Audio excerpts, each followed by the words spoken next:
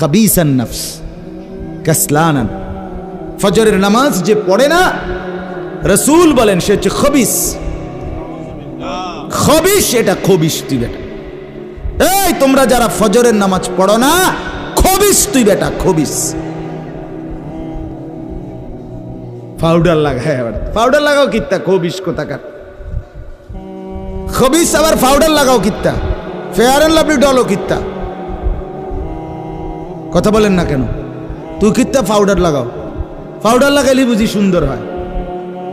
বেডি দেখো না পাউডার লাগায়, এবুড়িয়ে লাগায়, ঘন্টা দুয়েক পর আবার এবুড়িয়ে দুইয়া লায়। বুড়ি জানে এটা ধোকা, ঠিক কিনা বলেন না? এটা যে ধোকা, নাহলে এবুড়ি ধোকা। মেকআপ বক্স ধোকা আবার লাগাইয়া সেটা, এটা ধোকা, এটা আসল না, এটা নকল। আল্লাহ নবী সাল্লাল্লাহু আলাইহি সাল্লাম বলেন বেনামাজি খবিস। আর নবীজি হাদিসে আছে বাথরুমে ঢুকতে, পেশাব পায়খানায় ঢুকতে নবীজি খবিস থেকে পানাহ চাইতেন, দোয়া পড়তেন। তো এই দোয়ার অর্থ কি? আল্লাহ আমি খবিস থেকে কি চাই? পানাহ চাই। তার মানে নবীজি বুঝাই দিছে উম্মত, পেশাব পায়খানার মধ্যে থাকে খবিস। খবিসের ঠিকানা কোথায়? Bathroom, bathroom, toilet. আল্লাহুম্মা ইন্নী আউযু বিকা মিনাল খুবুসি ওয়াল খাবায়েস। আল্লাহ খবিস থেকে পানাহ চাই। বাথরুমে ঢুকতে বলেন, জন্য বেনামাজি খবিস। এই খবিসের ঠিকানা টয়লেট, নাপাক। এটা নাপাক, এটা অপবিত্র, অপদার্থ, এটা অকর্মণ্য। এটা জিন্দেগির আর অর্থ কি? জীবন মানে খানা, জীবন মানে ঘুম, জীবন মানে লজ্জাস্থানের চাহিদা পূরণ, যৌন চাহিদা পূরণ, এই তিন জিনিস। তাহলে কুকুরের সাথে, বিড়ালের সাথে, গরু ছাগলের সাথে তফাৎ কি? ওই প্রাণীগুলোও তো খানা, ঘুম এবং যৌন চাহিদা পূরণ করে কিনা? কথা বলেন না কেন? কুকুরের ছাও আছে কিনা? তো কুকুর বিড়াল খায় কিনা? কুকুর বিড়াল ঘুমায় কিনা? তো তোমার সাথে তফাৎ কি? বেনামাজি বলে সেজদা নাই যার কপালে। আমনের লগে জানোয়ারের পার্থক্য কোথায়? আমনে খারাইয়া কোনছে ভিডিও করুক, আমনে কোন? হ্যাঁ হ্যাঁ বলেন, এখন বলেন, আমরা শুনি। এনে 10 জনে বিচার করুক, পার্থক্য কোন? আপনার সাথে জানোয়ারের তফাৎ কি? ছেলেরা বলো বাবা, তোমরা যারা মাগরিবের নামাজ পড়ো নাই, হ্যাঁ, লজ্জা কোথায় তোমাদের? শরম কোথায়? এই বেহায়া, কোন লজ্জায় আল্লাহর জমিনে চোখ তুলে তাকাও? হ্যাঁ, নির্লজ্জ। ছি ছি ছি ছি। মুসলমান এত আত্মমর্যাদা বোধহীন হয় কিভাবে? মালিককে চেনে না, বানানেওয়ালাকে চেনে না, গোলামি বোঝে না, সেজদা দিতেও মন চায় না। মুসলমান এত পাষাণ হয় কেমনে? আরে তার মা কোথায়? তার বাবা কোথায়? আরে তুই কোন মার দুধ খাইছত রে? তোরে কি মা দুধ খাওয়ায় নাই? তুই কি বাবার হাতে বড় হও নাই? তুই কি মুসলমানের ঘরে জন্ম নেও নাই? হায় না ফরমান। মা বাপ গুলোকে বললাম, কি ফুতেরে মা আমনে দুধ খাওয়াইলেন? এই অপদার্থ তো সেজদাও দেয় না। হ্যাঁ, এই বাপ কাল লাগে বিল্ডিং বানাইলেন, এই হাইওয়ান তো সেজদাও দেয় না। কাল লাগে সোফা বানান, মাতবুরি দেখান, চা দোয়ানে বইয়া গপ মারেন, জিফুত লইয়া বালা আসি, কিতা বালা? এ ফাঙ্গাস আর তেলাপিয়া খান যে, এ কারণে বালা। হ্যাঁ, এ ফার্মের মুরকা আর কক মুরকা, দুন্দুল আর করলা, দৈন্যা তার কাঁচামরিচ, টমাটো আর এ শশা, এই তো খানা। আর কিতা কথা বলে না? আর কি ঘুরে গেলে তো ফাঙ্গাস তেলাপিয়ে। দুনিয়ার বেশি কি ভোগ করছি আমরা? খুব আশ্চর্য কিছু, অনেক কিছু দুনিয়া ভোগ করছি আমরা। এটুকু দুনিয়া ভোগ করছেন বলে এ ফান কদ্দুর খান, বিড়ি খান, চা খান, বন খান, টেলিভিশনে মানুষের বেডির নাচ চান, আমনের বেডি তো আর নাচে না, নাচে মানুষের বেডি। কথা বলেন না? এতটুকু দেখেই দুনিয়া ভোগ করছেন বলে খুশি হয়ে গেলেন, তৃপ্ত হয়ে গেলেন, মজা পেয়ে গেলেন। আহা, আফসুসের ব্যাপার। এত লম্বা আখিরাত কেমনে পার হবেন? এত লম্বা কবরের জিন্দেগি কেমনে পার হবেন বলেন তো? নূহ আলাইহিস সালামের জামানায় যারা মারা গেছে তারা আজ কত হাজার বছর কবরে পড়ে আছে। ইব্রাহিম আলাইহিস সালামের জামানায় যারা মারা গেছে তারা আজকে কতদিন কবরে পড়ে আছে। হ্যাঁ, আবু জেহেল আজকে কত বছর কবরে পড়ে আছে? 1450 বছর, আরো বেশি, 1450 বছর ধরে পড়ে আছে কবরে। এরপরে তো হাসরের মাঠ, এরপরে তো ফুলসেরাত, এরপরে তো জাহান্নাম, আর তো রইছে। তাহলে দুনিয়ায় থাকলি কতদিন, কবরে পড়ে রইলি কতদিন? আপনি বলেন। আবু জেহেল দুনিয়াতে ছিল 800 বছর, কথা কন না? আবু লাহাব দুনিয়াতে জীবিত ছিল 900 বছর, তো কবরে আছে কত বছর? তো বাঁচছে কয় বছর? নাহলে 60 বছর, নাহলে 70 বছর, ঠিক কি না বলেন? তাহলে দুনিয়ায় ছিলি কতদিন, কবরে আসত কতদিন? আচ্ছা, এই কথাই এখনই মনে হইল। হ্যাঁ, এরপরে তো সামনেরটি রয়েছেই মিয়া, এখনো তো কিয়ামত আসে নাই, এখনো তো ইসরাফিল ফু দেয় নাই। একবার ফু দিবে, সব কবরে যাবে, আবার ফু দিবে, হাসরের মাঠ কায়েম হবে। আবার হাসরের মাঠের একদিন, খোদার কসম এই কোরআনে আল্লাহ বলছে, হাসরের ময়দানের এখন একদিন, প্রতি একটা দিন কয় ঘন্টা? হাসরের একদিন আল্লাহ বলছে 50,000 বছর, 50,000 সানা, 50,000 বছর। হাসরের ময়দানের পুরা সময় না, একদিন, একদিন। পুরা হাসরের মাঠ কতদিন সেটা আল্লাহই জানে। প্রিয় বন্ধু আমার, নষ্ট হয়েন না। ছেলেরা আমার, বাপ, বরবাদ হইও না। মনে করো কেউ বলে নাই, তবুও নষ্ট করো না নিজের। বাবা বলে নাই, মা বলে নাই, সর্দারে বলে নাই, মাতবরে বলে নাই, গ্রামের মুরব্বীরা বলে নাই, কেউ তোমারে কিছু বলে নাই, তবুও তুমি নিজেরে নষ্ট করে দিও না। হযরত ইব্রাহিম আলাইহিস সালাম, পুরা কওম, আপন মা, আপন বাপ, সবাই মূর্তি পূজক, কেউ তো ওনাকে ইমানের দাওয়াত দেয় নাই, তবুও সেই ছোট্টবেলা থেকে তিনি ওইখানে থেকেই উনি খুঁজে নিছেন আল্লাহকে। কাকে খুঁজে নিছেন? আল্লাহকে খুঁজে নিছেন, আল্লাহকে তালাশ করে নিছেন। কওমের লোকেরা বলছে যে তারকা এটা রব। বলছে আচ্ছা ঠিক আছে, দেখি তো। কিছুক্ষণ পরে তারকা ডুবে গেছে। বলছে কই, রব আবার ডুবে কেমনে? পরের দিন এলাকার লোকরা বলছে চাঁদ, এটাই আমগো রব। বলছে আচ্ছা ঠিক আছে, মানে নিলাম, দেখি তো। ভোর হতে হতে দেখে চাঁদ নাই। কি ও রব যদি জায়গা, তো আমি বন্দা রইলাম, রব কো? বুঝেন নাই কথা? এরপরে বলছে সূর্য, এটা বড় সড়ো মোড়া তাজা, এটাই রব। হ্যাঁ, ইব্রাহিম আলাইহিস সালাম বলছে আচ্ছা দেখি তো। সন্ধ্যা হইছে আর সূর্য ডুবে গেছে। তো ইব্রাহিম আলাইহিস সালাম বলছে হায় আমার কওম, কি কও ইডি তোমরা? তোমার মাথা ঠিক আছে নি? রব কেমনে এর মোড়ে নামে? রব এমন হয় কেন? বানানেওয়ালা এত দুর্বল হবে কেন?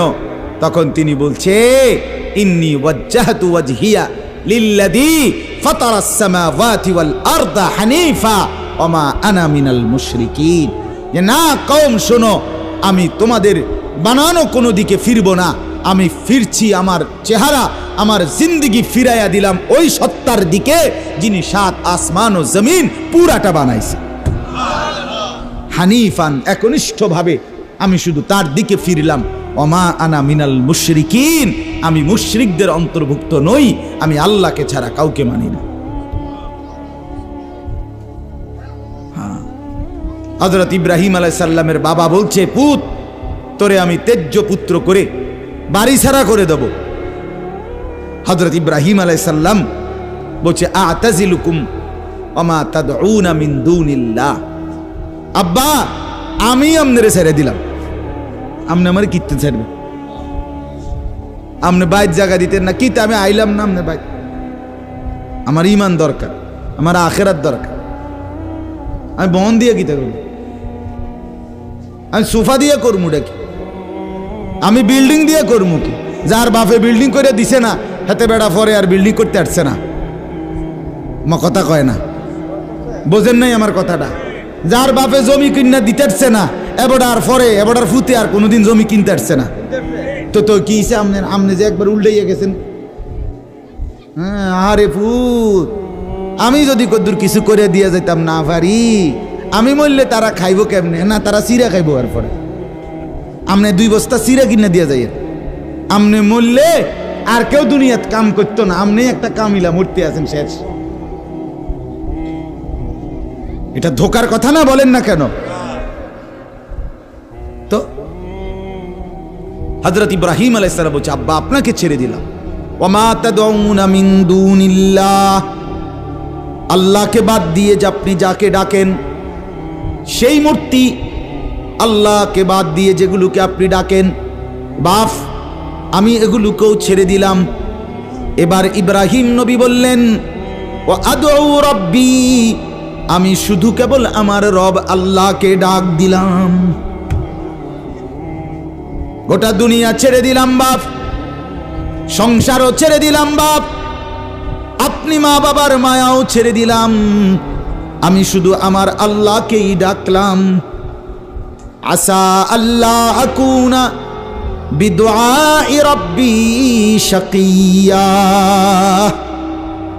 এবার ইব্রাহিম নবী বলেন আব্বা আমি বিশ্বাস করি আমার ওই এক আল্লাহকে ডেকে কেউ কোনোদিন বঞ্চিত হয় না। মখলুককে ডেকে হেরে যায়, নেতা ভুলে যায়, কর্মীও ভুলে যায়, মা বাপও অনেক সময় রাগ করে, মা বাপ অনেক সময় ভুলে যায়, সন্তানও মা বাপকে ভুলে যায়, সবখানে হইতে পারে এমন, কিন্তু আমার আল্লাহকে ডেকে কেউ এমন হয় না যে বঞ্চিত হয়। আল্লাহকে বান্দা যখন জমিন থেকে ডাক দেয় আল্লাহ রব্বুল আলামিন সাথে সাথে বলে লাব্বাইক ইয়া আবদি, আমার বান্দা আমি হাজির, বল না বান্দা কি দরকার। বান্দা আবার বলে আল্লাহ, আল্লাহ আবার বলে লাব্বাইক, আছি তো বলো না। বান্দা বলে সুবহানাল্লাহ, আল্লাহ বলে শুনছি তো বান্দা, বলো না কি চাও বান্দা। বান্দা আবার বলে আলহামদুলিল্লাহ, আল্লাহ বলে বলো না কি চাচ্ছ বলো। আল্লাহু আকবার, বলে আবারও বলছি কি চাচ্ছ বলো না, আমি তো শুনতেছি, আমি তো আছি বান্দা। কিন্তু বান্দা যখন শুধু আল্লাহকে ডাকতে থাকে, জিকির করতে থাকে, তাসবিহ পড়তে থাকে, মনের কষ্ট দুঃখ বেদনা চাওয়া পাওয়া কিছুই বলে না, শুধু জিকির করে, শুধু জিকির করে, শুধু আল্লাহকে ডাকে, আল্লাহকে ডাকে, শেষ পর্যন্ত আল্লাহ খুশি হয়ে বলে বান্দা তুই যেহেতু আমাকে ডেকে মজা পাইছো, ঠিক আছে বান্দা তুমি আমাকে ডাকতে থাকো, আমি আল্লাহ তোমাকে দিতে থাকি। কি লাগবে আমি তো জানি, তোর বিবি অসুস্থ আমি কি জানি না, তোর ছেলে বিদেশে অসুবিধায় আছে আমি কি জানি না, কথা বলেন। তোর যে শরীরের সমস্যা আমি কি এটা জানি না, আমি তো সব জানি, কোথায় তোর কোন মুসিবত। আল্লাহর আড়ালে কি কিছু হয়, আল্লাহর গোপনে কি কিছু হয়, তাই না? আল্লাহর ইচ্ছা ছাড়া কি কিছু হয়? এজন্য মোবাইলের কথা বলতে গিয়ে এতগুলোর কথা লম্বা বললাম। ছেলেদেরকে বললাম বাবা অনেক ছেলে বসছো, মাশাআল্লাহ, আল্লাহ খুব বরকত দান করে। আজকে মুসলমানের যুবক তোমাদের ফেরার অপেক্ষা ইসলাম। তোমরা যদি নামাজি না হও, চরিত্রবান না হও, জীবনটা যদি নারীর পিছনে আর ছবির পিছনে, নর্তকীর পিছনে আর উলঙ্গ ছবির পিছনে, মদ জুয়া জিনা ব্যভিচারের পিছনে শেষ করে ফেলো, এই চোখের দৃষ্টি, এই নজর, এই চোখের দৃষ্টি এটা যদি নষ্ট করে ফেলো, গুনাহ দেখতে দেখতে, নাপাক ছবি দেখতে দেখতে, তো তোমরা নিজের জীবনই ভালো বাঁচবা কেমনে, ইসলামের জন্যই লড়বা কেমনে? আর মুসলমানের যুবক যদি হেরে যায়, মুসলমানের যুবক যদি পড়ে যায়, তো দ্বীনের জন্য জানবাজি রাখবে কে? এই বুড়ারা 60 বছর 70 বছরের বুড়া এবড়া আর দৌড়তে পারবো?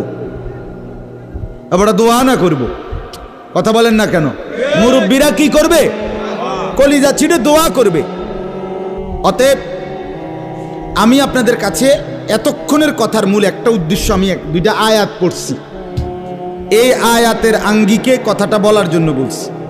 আজকে আমরা গুনার মধ্যে সবচেয়ে বেশি, বহুভাবেই আমাদের মধ্যে গুনাহ আছে, বাকি এই নজরের গুনাহ আমাদের সবচেয়ে বেশি। কিসের গুনাহ বলেন না? নজরের গুনাহ। আমাদের চোখ নিয়ন্ত্রণ হারা, বাঁধন হারা।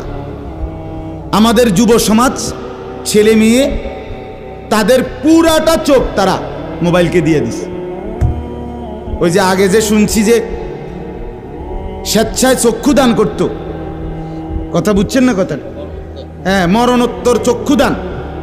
এই মরণোত্তর চক্ষুদান না, জীবিত চক্ষুদান। ওই দেখেন, ওই দেখেন ইয়া দেখো, ওই মোবাইল কার হাতে? হাতে সাইজ হলো ট্যাবলেট সাইজ, তার থেকে তার মোবাইল বড়। যেই অপদার্থ তার হাতেই মোবাইল দিছে, ওই সবচেয়ে বড় অপদার্থ। ওইটা একেবারেই অপদার্থ। সে যদি ভাই হয় তো ভাই অপদার্থ, বাপ যদি হয় ওইটা অপদার্থ বাপ। এই সন্তান নষ্ট করার সবচেয়ে বড় দায়ী আপন গার্জিয়ান। মা বেডি 2 বছরের বাচ্চাটারে বড় মোবাইলটা দিয়ে দিছে, তুই টিপ এটা, তুই তাবু ডিস্টার্ব করিস না, আমি সাইজ দিয়ে আসি ড্রেসিং টেবিলে, এ বডি পাউডার ডলে, হেতে মোবাইল টিপ।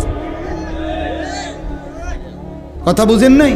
ও বেডি হিন্দি সিরিয়াল দেখে টেলিভিশনে, হ্যাঁ হিন্দি সিরিয়াল দেখে, ইন্ডিয়ান সিরিয়াল দেখে। কি দেখে? মনোযোগ দিয়ে দেখে। হিন্দি সিরিয়ালের সবগুলোর মূল বৈশিষ্ট্য হলো স্বামী স্ত্রীর ঝগড়া, শাশুড়ির থেকে জামাইরে কেমনে আলাদা করতে হবে, দেবর ননদের কেমনে স্বামীর থেকে বিচ্ছিন্ন করতে হবে, মানে সংসার কিভাবে তছনছ করবে। এটা হলো ওই বেঈমানদের সবচেয়ে বড় ষড়যন্ত্র। সবগুলোর বৈশিষ্ট্য এটা।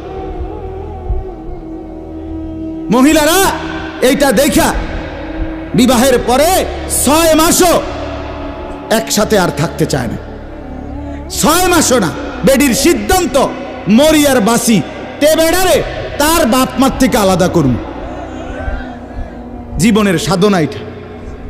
হায় হায়, লানত, অভিশাপ ওই নারীর প্রতি, যে নারী তুমি বেটি তোমার একটু সুখের জন্য স্বামী বেচারাকে আলগা করে লাইলা।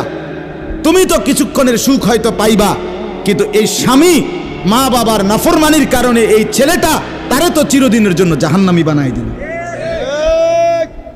মা বাপ যদি কষ্ট পায়, আহাজারি করে, মা বাপের কলিজার মধ্যে যদি ব্যথা লাগে, তো এই সন্তান জাহান্নামী হবে না? বলে। এজন্য আমরা প্রত্যেকেই এই কথাটা বলতেছিলাম। আজকে আমাদের সবচেয়ে বড় গুনাহ আমাদের ছেলেদের, আমাদের মেয়েদের, আমাদের নারীদের, আমাদের পুরুষদের, আমাদের জওয়ান, আমাদের বুড়া, আমাদের যুবতী, আমাদের বৃদ্ধা, সবার একটাই বড় রোগ। আমরা চোখ অনিয়ন্ত্রিত। বুড়া মানুষও টেলিভিশন চায়, বুড়া চাচা বাঁকা হয়ে গেছে, কাশে বেরামে ধরে গেছে, কিন্তু এবার টেলিভিশন সাউন্ড, বেডির সাউন্ড, চা দোকানে নাচ গান দেখার অভ্যাস ছোটে নাই। এমন অভ্যাস আছে কিনা বলেন না? যার নাই হেবড়া রাগ না হইলেই ভালো।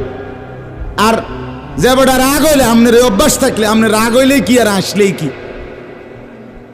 অতএব নজর নিয়ন্ত্রণ করা চাই, নজর হেফাজত করা চাই, নজর সুন্দর করা চাই।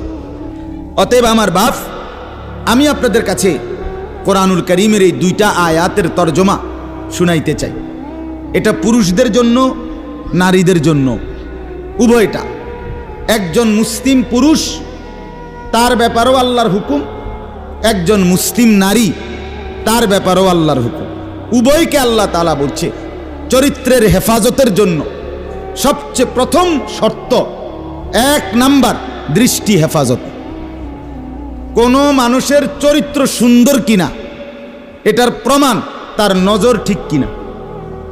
আমি ওই কথা শুদ্ধ কয়, ফ্যান ফিনছে, শার্ট গাও দিছে, স্প্রে লাগাইছে, কথাবার্তা এমনি কুমাইয়া কয় জি জি জি আঙ্কেল কেমন আছেন, ভালো আছেন, এ আর মাশাআল্লাহ দেখছুনি ও ভদ্র ভদ্র বাইয়া পড়তে আছে একবারে বড়। না না না না, 1 নাম্বার পবিত্রতা, সুন্দর উত্তম আখলাক, সৎ চরিত্রবানের 1 নাম্বার বৈশিষ্ট্য হলো যে যার চক্ষু নিরাপদ, যে চোখ নিরাপদ রাখে। 1 নাম্বার আল্লাহ তাআলা বলেন। আর চূড়ান্ত হলো যে নিজের লজ্জাস্থান হেফাজত করে।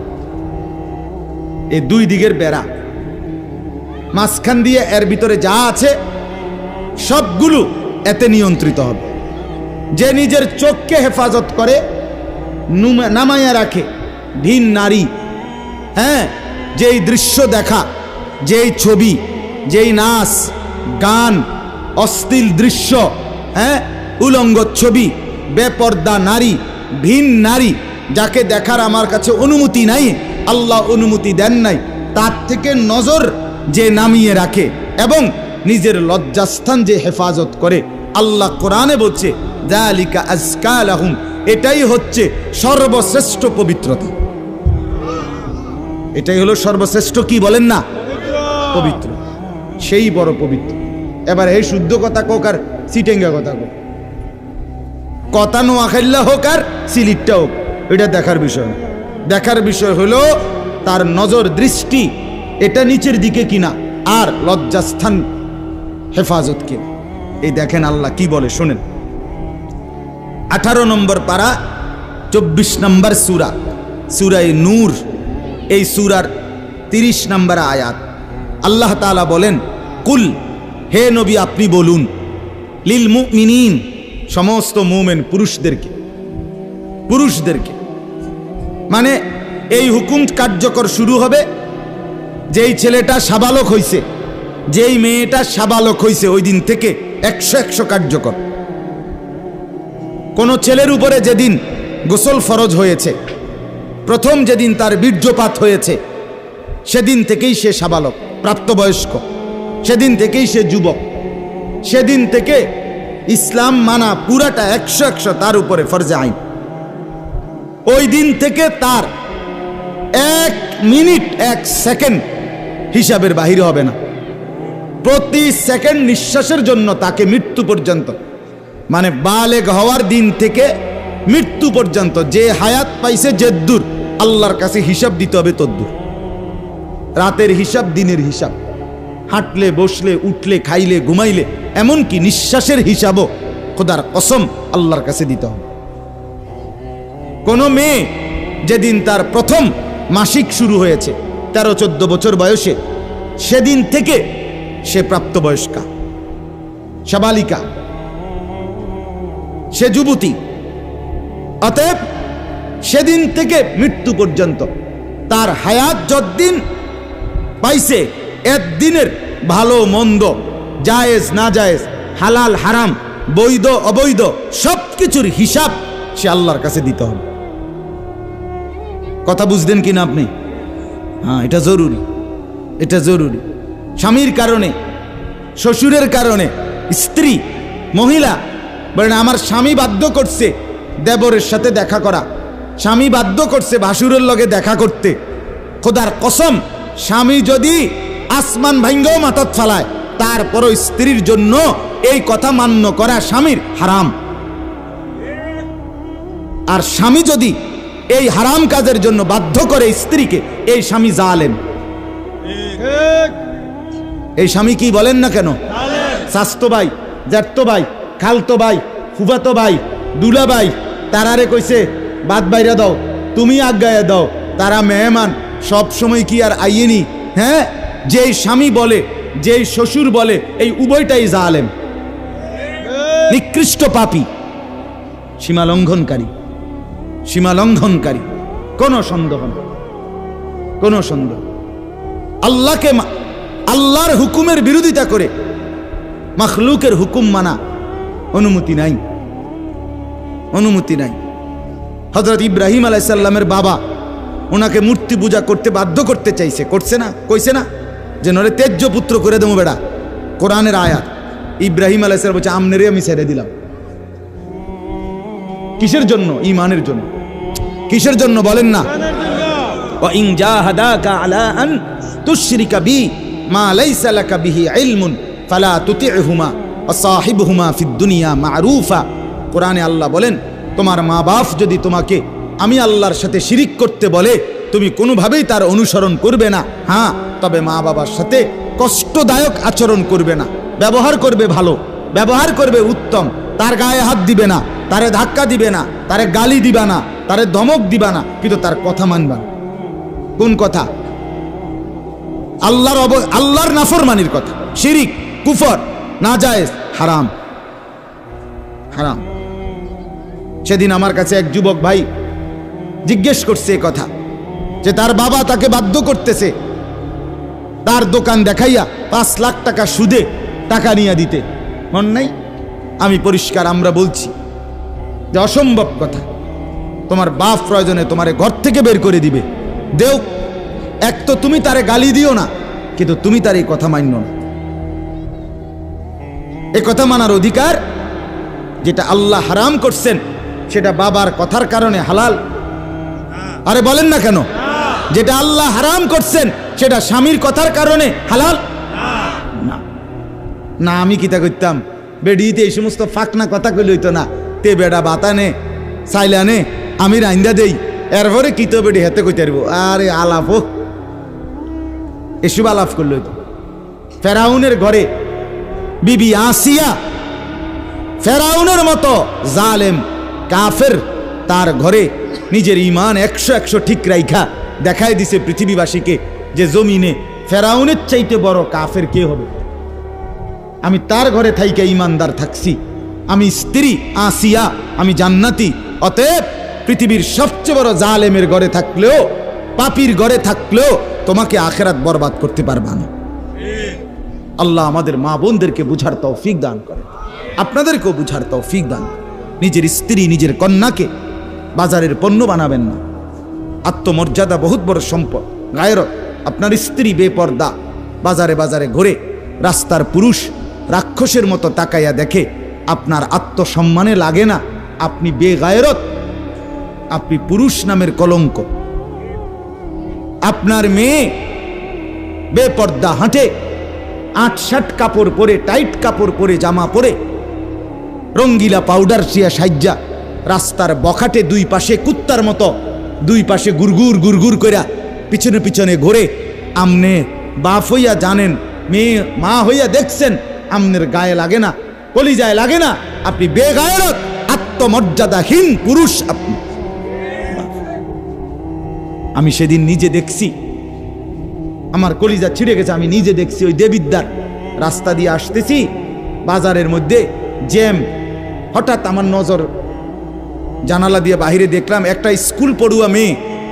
মেয়েটা আপনার স্বাভাবিকভাবে জড়সড় হয়েই হাইটা যাইতেছে সামনে দিয়া।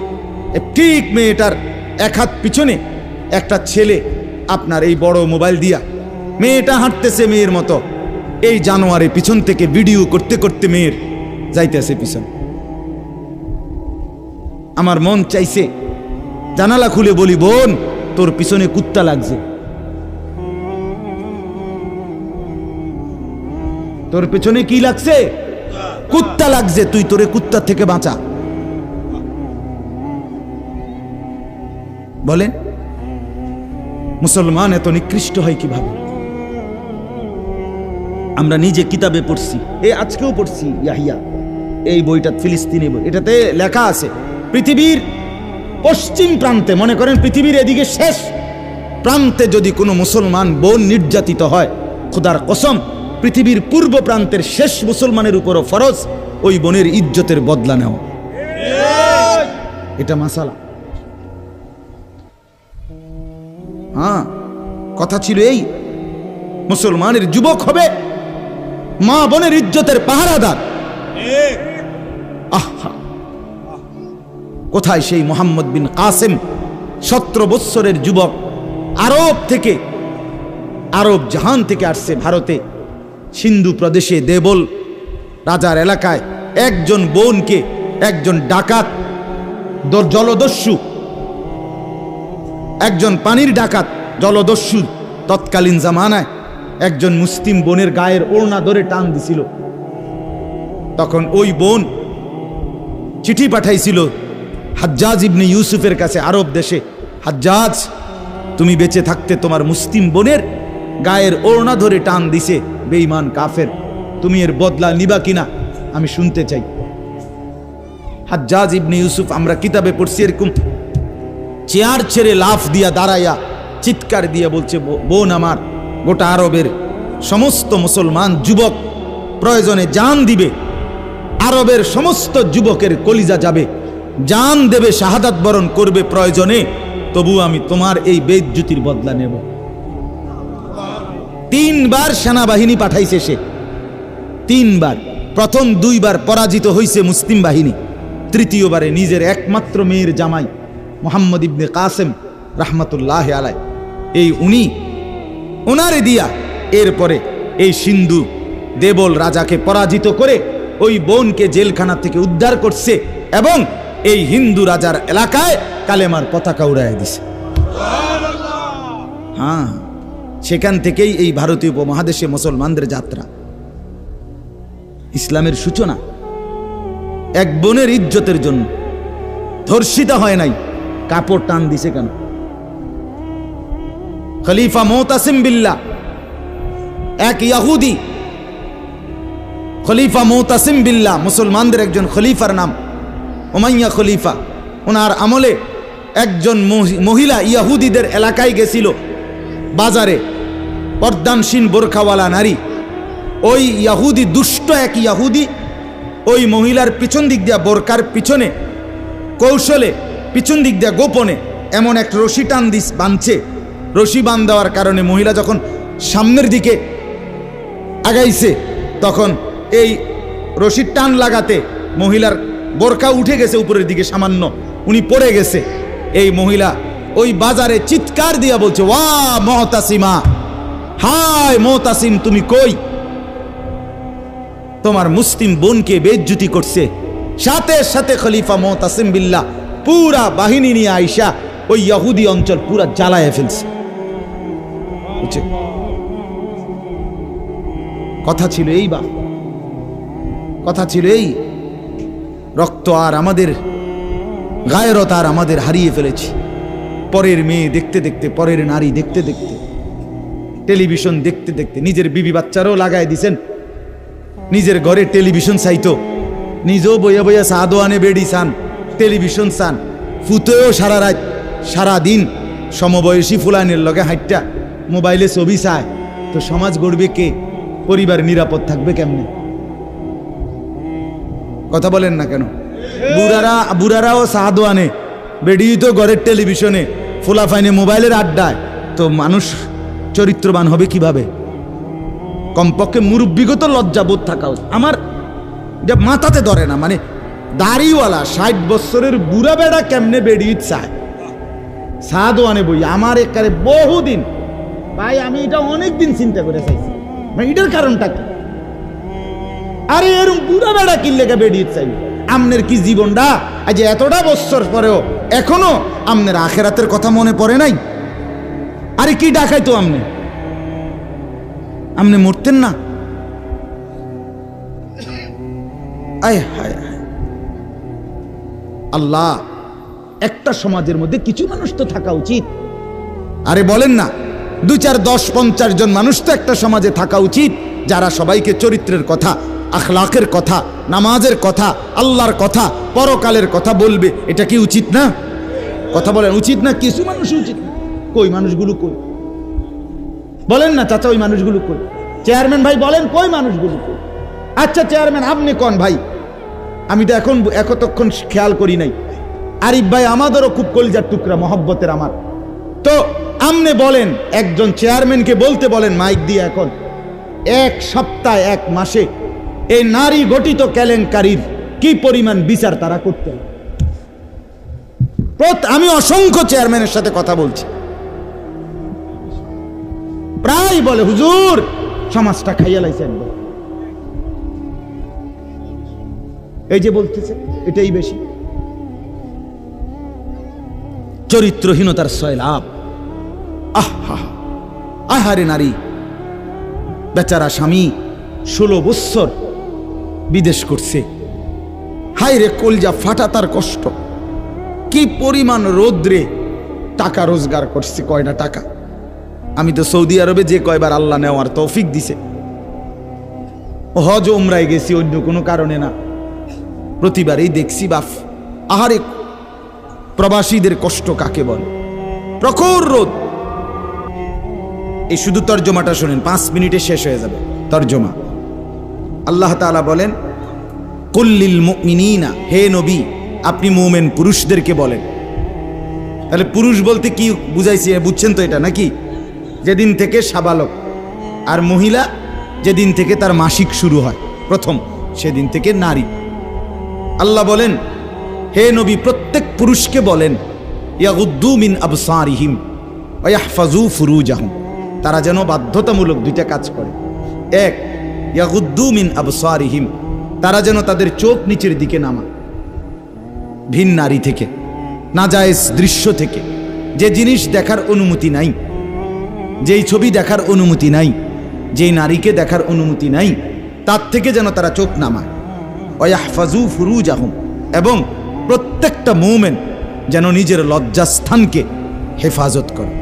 নিজের লজ্জাস্থান হালালভাবে অনুমোদিত ছাড়া, স্বামী স্ত্রীর পবিত্রতা ছাড়া অন্য কোনো ক্ষেত্রে নিজের লজ্জাস্থানকে হারামভাবে যেন ব্যবহার না করে। নিজের হাত দ্বারা কোনো অবৈধ কাজ যেন না করে, নিজে পুরুষ যেন কোনো অবৈধ নাচ না করে, বিন নারীর সাথে যেন নিজের লজ্জাস্থানের জিনা বেবিচার, যেন অসভ্যতা অশ্লীলতা এমনটা যেন না করে। আল্লাহ বলেন যালিকা আজকা লাহুম, কি হবে এতে? আল্লাহ বলে এটাই হবে সর্বশ্রেষ্ঠ পবিত্রতা। এটাই কি বলেন না? সর্বশ্রেষ্ঠ পবিত্রতা। ইন্নাল্লাহা খাবীরুম বিমা ইয়াসনাউন, আল্লাহ বলে যত কৌশলে, যত ফন্দিতে, যত বুদ্ধিতে, যত সিক্রেটে, যত গোপনে তোমরা যে যাই করো, আমি আল্লাহ 100 খবর রাখি। আমার কাছে কোন কিছু গোপন নাই। অন্তরের হালাত, বাহিরের হালাত, কক্সবাজারের দৃশ্য আর বাড়ির দৃশ্য, রাত গভীরের দৃশ্য, দিনের আলোর দৃশ্য, গোপন জায়গায়, হোটেলে, রেস্তোরাঁয়, অথবা পার্কে, বিনোদন কেন্দ্রে, অথবা মোটরসাইকেলে আরেক বেটার মেয়ে আরেক দিকে নিলাগা, যাই নাও, যেখানেই নাও, যত গোপন জায়গায়, মা দেখে নাই, বাবা দেখে নাই, গ্রামবাসী শুনে নাই, কেউ জানে নাই, কিন্তু আল্লাহ বলে বান্দা আমার খবর আছে, আমার থেকে আড়াল করতে পারবে না। অতএব চোখের হেফাজত, চোখের হেফাজত। বুড়া মানুষ আপনাদেরকে মৃত্যু পর্যন্ত, 90 বছরের বুড়া, আমার বুড়ো হয়ে গেছি, বয়স হয়ে গেছে না, মানুষের শরীর আড্ডি মাড্ডি বয়স হয়। শাহওয়াত, শাহওয়াত যেটাকে বলে, কামনা বাসনা, এটা কখনোই বুড়ো হয় না, বুড়ো হয় না। হ্যাঁ সোজা কথা, আমি খোলামেলা বললাম, শাহওয়াত কি হয় না? বুড়ো হয় না। এজন্য বালেগ থেকে বৃদ্ধ পর্যন্ত সবাই এই হুকুম। 2 নাম্বার আল্লাহ বলেন 31 নম্বর আয়াত, অকুল্লিল মুমিনাতি ইয়াগদুদনা মিন আবসারিহিন্না ওয়া ইয়াহফাজনা ফুরুজাহুন্না, হে নবী আলাদাভাবে আপনি মুমিন মহিলাদেরকেও বলেন, নারীদেরকেও বলেন, তারাও যেন এই 2টা কাজ করে। কি? চোখ নামিয়ে রাখে, চোখ নামিয়ে রাখে। কোনো নারী যেন রাস্তার পুরুষ, ভিন পুরুষ, যাদেরকে দেখার অনুমতি নাই, এই যে দেবর, এই যে ভাসুর, চাচাতো ভাই, মামাতো ভাই, ফুফাতো ভাই, খালাতো ভাই, দুলা ভাই, এরকম মানুষগুলো যাদেরকে দেখার অনুমতি নাই, রাস্তার পুরুষ যাদেরকে দেখার, চোখ ফেলার অনুমতি নাই, তাদের থেকে যেন চোখ নামিয়ে রাখে। ওয়া ইয়াহফাজনা ফুরুজাহুন্না, আল্লাহ বলে প্রত্যেক নারীকে বলেন হে নবী তারাও যেন তাদের লজ্জাস্থানের হেফাজত করে। এক নারীর সতীত্ব, তার ইজ্জত, তার সম্ভ্রম, এটাই তার জীবনের সবচেয়ে বড় সম্পদ। যে নারী সতীত্ব হারা, যে মেয়ে ইজ্জত হারা, তার জীবনে আর 2 পয়সার কোনো মূল্য নাই।